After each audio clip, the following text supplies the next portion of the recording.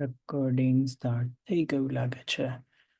I hope તમને અવાજ આવતી હોય તો વેલ ચલો યુઝ્યુઅલી કે રેકોર્ડિંગ સ્ટાર્ટ એની આપણે પ્રોબ્લેમ સોલ્વ કરીએ છીએ જેનું નામ છે લોંગેસ્ટ કન્ઝેક્યુટિવ સિક્વન્સ. એમાં પ્રોબ્લેમમાં છે શું કે ચલો આપણે એક અરે આપે છે નમ્સ કરીને આ રીતનું 2 24 10 3 4 5.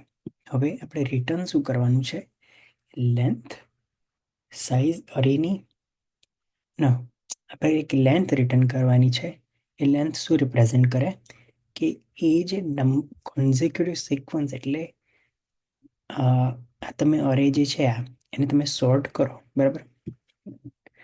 તો અને પછી તમે જે નંબર લખો ને બરાબર, તમને એક્ઝામ્પલમાં દેખાડું. આપણી જેમ કે આ નમ્સ કરીને આપણી જોડે અરે છે બરાબર, એને તમે સોર્ટ કરો. અને એકચ્યુઅલી હમણાં કહી દઉં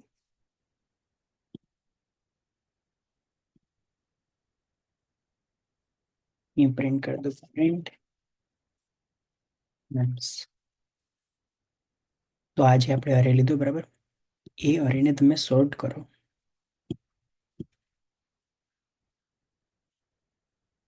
બરાબર, તો મારે પ્રિન્ટ બી કરવાનો છે ને, તો એ આ જે અરે હતો એને આ સોર્ટ કરે. હવે આપણે એવા નંબર કાઢવાના જે કન્ઝિક્યુટિવલી સેમ હોય. એટલે અગર ડુપ્લિકેટ હોય ને તો ડુપ્લિકેટ બી કરી નાખો. આપણે છે ને ડુપ્લિકેટ કાઢી નાખીએ.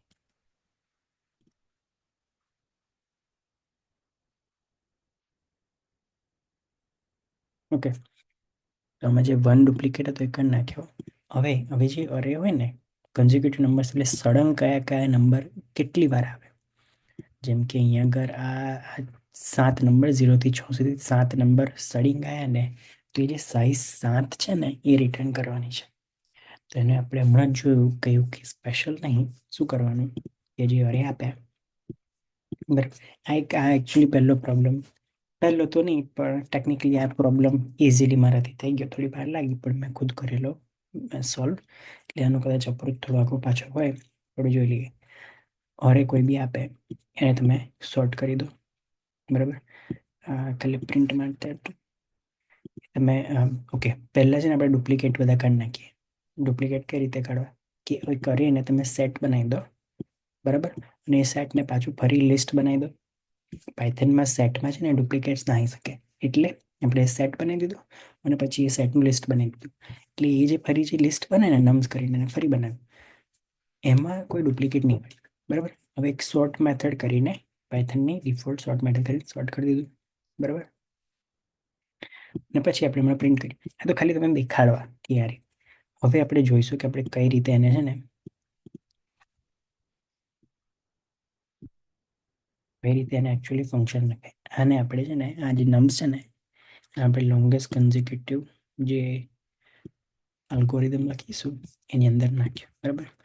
એ અહીંયા આવ્યો, સેટ બન્યું, સેટનું લિસ્ટ થયું, સોર્ટ થયું.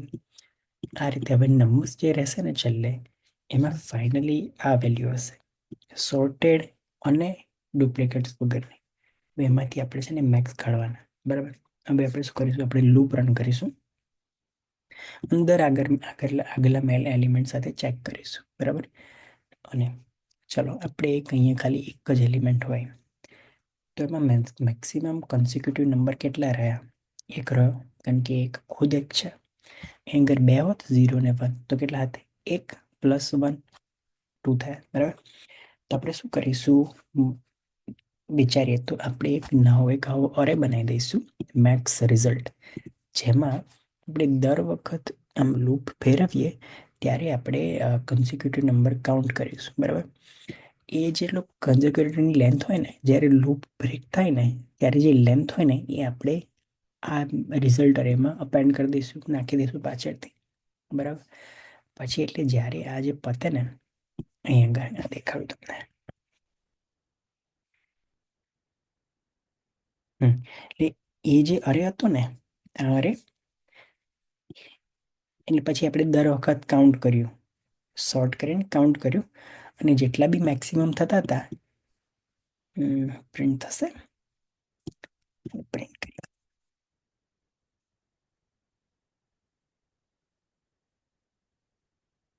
જેટલા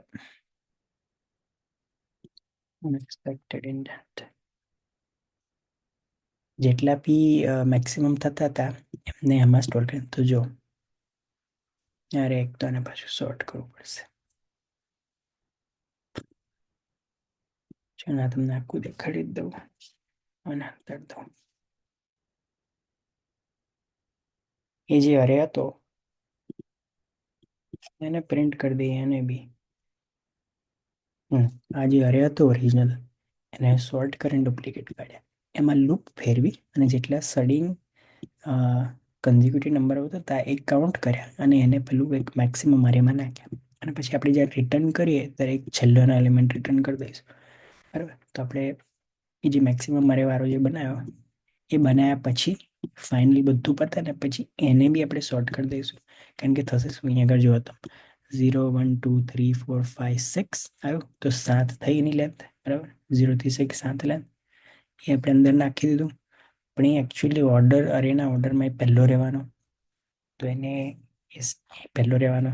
આપણે તો એકચ્યુઅલી મેક્સ જોઈએ એટલે એને સોર્ટ કરી એને બી સોર્ટ કરીને છેલ્લો એલિમેન્ટ આમ મેક્સ રિઝલ્ટ -1 છેલ્લો એલિમેન્ટ એ રીતે રિટર્ન કરીશું. બરાબર. તો હવે આપણે કન્ડિશન્સ જોઈ લઈએ. આપણે હા રે આવ્યો અંદર આમાં એને સોર્ટ પોર્ટ કરીને ડુપ્લિકેટ કાઢીને આ બનાવ્યો. બરાબર. નમ્સ ડોટ તમે ખાલી નમ્સ ડોટ સોર્ટ આનું ઉપર ચલાવો ને. બરાબર. તો એ નમ્સની એટલે એ શું થશે, નમ્સ ઇક્વલ ટુ નમ્સ ડોટ સોર્ટ એ રીતે થઈ જશે. એટલે જે ઓરિજિનલ વેલ્યુ હશે ને નમ્સની એ આખી બદલાઈ જશે. બરાબર. ચેક દર વખત આપણે મેક્સની એક લૂપ ચાલુ કરી. મેક્સ એલિમેન્ટ બાય ડિફોલ્ટ 1 રાખ્યો. પછી મેક્સ એટલે જે મેક્સ પેલું કોન્ઝિક્યુટિવ આવે ને દર વખત ચેક કરીએ એ પ્રમાણે. એટલે બાય ડિફોલ્ટ પહેલા એલિમેન્ટ માટે 1 પહેલા પર જાઓ ને તો 1 પછી આગળથી ચેન્જ કરીશું. બરાબર. પછી એ મેક્સ રિઝલ્ટ કરીને બીજો એક આ વરે બનાવી દીધો. બરાબર. ઓકે. હવે આપણે લૂપ ફેરવીશું. શેમાં? Range in length of nums. તો આ નમ્સ છે એની લેન્થમાં રેન્જ એટલે 0 થી 10. બરાબર. ઓકે. આને હમણાં 2 મિનિટ શાંતિથી બોલી. એ છે ને એજ કેસ છે. એજ કેસ શેના માટે કે અગર આ છેલ્લો એલિમેન્ટ હોય ત્યાર માટે. એ આપણે પછી જોઈશું કે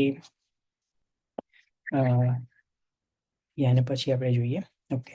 મેં પહેલાં છે ને એકચ્યુઅલી અહીંયા ઇફ રાખી નાખી. શું કરીશું આપણે?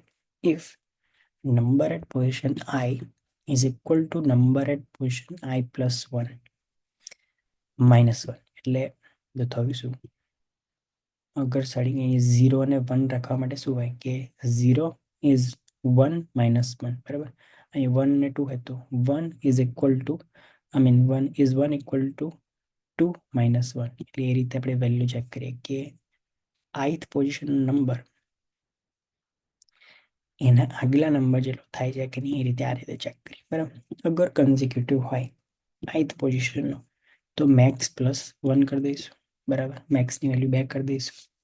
અગર આ પોઝિશન પર આની વેલ્યુ સેમ હોય તો મેક્સની વેલ્યુ 2 કરી દઈશું અને એ લૂપ આપણે ત્યાંથી તોડી દઈશું કે ચલો પત્યું, ફરી ચાલુ કરીએ. બરાબર.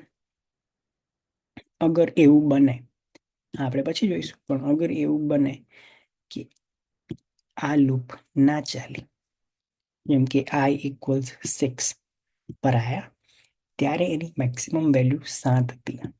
યાદ રાખજો, એ સમજવાનું. કારણ કે 5 પર ચેક કરીએ એ 6 પર જ્યાં ચેક કરે ટ્રુ થાય તે વેલ્યુ 7 કરી દેશે. 0 તો અહીંયા 1 2 એટલે 1 પર ચેક કરીએ ને ત્યારે 2 થશે. કેમ કે નેક્સ્ટ એલિમેન્ટ 1 છે એટલે બાય ડિફોલ્ટ 1 વેલ્યુ હશે. બરાબર. એટલે અહીંયા 2 3 4 5 6 7 5 પર 7 જોયું, 6 પર જોયું શું છે નેક્સ્ટ કંઈ એ સેમ નહીં એટલે લૂપ બંધ થઈ. અહીંયા લૂપ બંધ થઈ ત્યારે શું કરીશું, એ જે મેક્સની વેલ્યુ છે ને એ અપેન્ડ કરી દઈશું. એ પત્યું પછી આપણે મેક્સની વેલ્યુ બદલીને 1 કરી દઈશું. એટલે અન માટે ઓરિજિનલ સ્ટાર્ટિંગ વેલ્યુ 1 રાખી. બરાબર. એ રીતે ચાલુ કર્યું ફરી. એ જ થશે 11 12 બે થઈને રિટર્ન થશે. 91 જ્યારે આવે છેલ્લો, બરાબર.